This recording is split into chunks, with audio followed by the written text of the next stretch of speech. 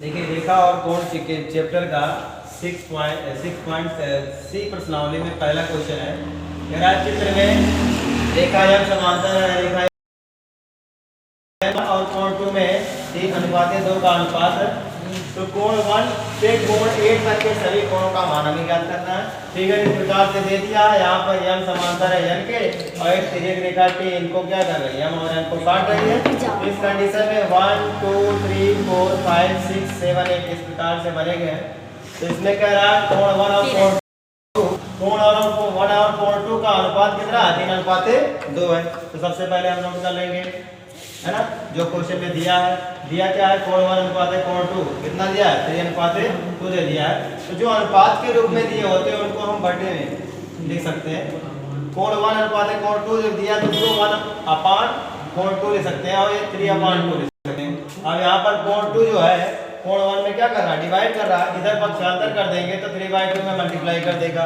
यहाँ से क्या निकल जाएगा, कोण 1 इक्वल 3/2 कोण 2, ये समीकरण एक मान लेंगे। अब यहाँ देख रहे हैं कि कोण 1 और कोण 2 जो है ये रेखीय युग्म कोण है। देख रहे हो रेखा यहाँ पर ये दोनों कोण बन रहे हैं जो कि तिर्यक रेखा टी के द्वारा दो कोणों में बांटे जा रहा है। रेखा यहाँ पर बना हुआ कोण किसके रूप में, 1 और 2 के रूप में, इसलिए ये रेखीय युग्म कोण होंगे। और जो रेखीय युग्म कोण होते हैं उनका योग 180 डिग्री होता है। तो चूंकि कोण 1 और कोण 2 रेखीय युग्म कोण है इसलिए हम कह सकते हैं कोण 1 और प्लस कोण 2 इक्वल टू 180 डिग्री। अब यहाँ से कोण 1 का वैल्यू है पता 3/2 कोण 2, इसलिए कोण 1 की जगह पर हम 3/2 कोण 2 यहाँ रख देंगे। तो 3/2 कोण 2 का मतलब क्या हो गया कि कोण 2 का 1.5 गुना, 3/2 मतलब 3 का आधा यानी 1.5। तो यहाँ 1.5 है यानी 3/2 कोण 2 में जुड़ गया है। तो यहाँ से हम 3/2 को कोण 2 में जोड़ेंगे तो यहाँ पर इसका आकार कितना दिया गया, 1 दिया गया समझ लीजिए।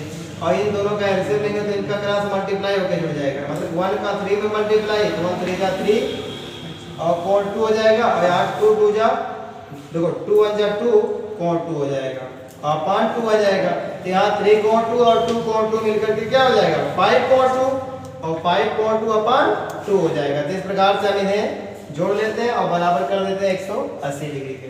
अब यहाँ देखिए 2 जो है इधर डिवाइड कर रहा है, इसको हम पक्षांतर कर देंगे तो 180 में मल्टीप्लाई कर देगा। तो ये 180 का 2 में जब गुणा होगा तो 180 दूनी कितना हो गया, 360 डिग्री। यहाँ बचेगा 5 कड़ी में 2। अब यहाँ 5 कोण 2 है तो 5 कोण 2 है जो है यहाँ पर 5 गुणा कर रहा है कोण 2 में, तो 5 को पक्षांतर कर देंगे तो 360 डिग्री में क्या कर देगा, भाग। अब 5 से 360 डिग्री में भाग करते हैं तो 5 7 35, एक बचेगा भाग नहीं जाएगा तो 0 नोट कर लेंगे, 10 हो जाएगा। तो 5 दूनी 10, यहाँ से कोण 2 का मान 72 डिग्री रहता है। अब एक कोण 2 का मान 72 डिग्री हम क्या कर देंगे, समीकरण 1 में रख देंगे। तो यहाँ समीकरण 1 में कोण 2 का मान रखने पर क्या प्राप्त हो जाएगा, कोण 1 इक्वल टू 3/2 कोण 2 है तो कोण 2 का 72 रखेंगे तो 3/2 में 72 डिग्री का गुणा हो जाएगा। अब हम क्या करते हैं, 2 से भाग देके 72 काटते हैं तो 2 से अगर काटेंगे तो 2 3 6, एक बचेगा 12 हो जाएगा, 2 6 12, यहाँ 36 डिग्री रहेगा और 36 का 3 में गुणा कर 36 3 108, कोण 1 का मान 108 डिग्री प्राप्त हो जाता है। अब क्या करेंगे, यहाँ पर जो कोण 4 और कोण 2 है क्योंकि शीर्षाभिमुख कोण है इसलिए हम कोण 4 को कोण 2 के इक्वल रख देंगे। और कोण 2 का मान कितना दिया गया है, यहाँ पर देखो प्राप्त कितना हुआ है, 72 डिग्री, इसलिए कोण 2 का 72 डिग्री हम रख देते हैं। तो कोण 4 का मान भी 72 डिग्री प्राप्त होता है। इसी प्रकार से कोण 3 कोण 1 के इक्वल होगा। यहाँ पर शीर्षाभिमुख कोण 3 और कोण 1 है इसलिए कोण 3 को हम कोण 1 के इक्वल कर देंगे और कोण 1 का मान हमें कितना प्राप्त होगा, 108 डिग्री। इस प्रकार से कोण 3 का मान भी कितना प्राप्त हो जाएगा, 108 डिग्री। अब यहाँ निकालना हमें 5 6 7 8 है तो यहाँ पर 5 अगर देखा जाए तो कोण 5 जो कोण 3 का एकांतर अंतःकोण है और कोण 6 कोण 4 का एकांतर अंतःकोण है। और जब दो से रेखाएं समांतर हो तो उसमें एकांतर अंतःकोण आपस में बराबर होते हैं, इसलिए यहाँ पर 5 को हम 3 के इक्वल रख देंगे क्योंकि एकांतर कोण है। और यहाँ पर 5 3 के इक्वल है, 3 का वैल्यू हमें पता है कितना आया है, 108 डिग्री। तो 5 का वैल्यू भी 108 डिग्री है, 3 की जगह हम रख देंगे। इसी प्रकार से कोण 6 जो है कोण 4 के इक्वल होगा। ये क्योंकि एकांतर अंतःकोण है इसलिए यहाँ पर 6 को हमने 4 के इक्वल रख दिया और 4 का जो वैल्यू आया है यहाँ पर एंगल 4 उसका वैल्यू क्या निकला है यहाँ पर 72 डिग्री, इसलिए एंगल 6 का वैल्यू भी 72 डिग्री हो जाएगा। अब यहाँ एंगल 7 और एंगल 8 बच रहे हैं, तो एंगल 7 एंगल 5 का शीर्ष अभिमुख कोण है, इसलिए एंगल 7 को एंगल 5 के इक्वल लिखेंगे।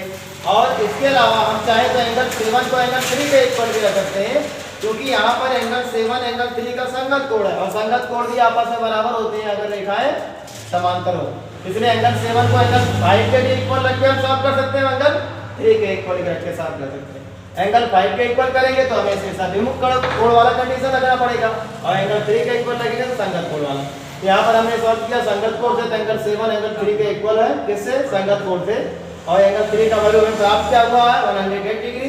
यहाँ पर 3 का वैल्यू 108 डिग्री रख देंगे तो एंगल 7 का वैल्यू 108 डिग्री मिल जाता है। ठीक इसी प्रकार से एंगल 8 जो है एंगल 4 के संगत कोण है, इसलिए एंगल 8 एंगल 4 के इक्वल हो जाएगा।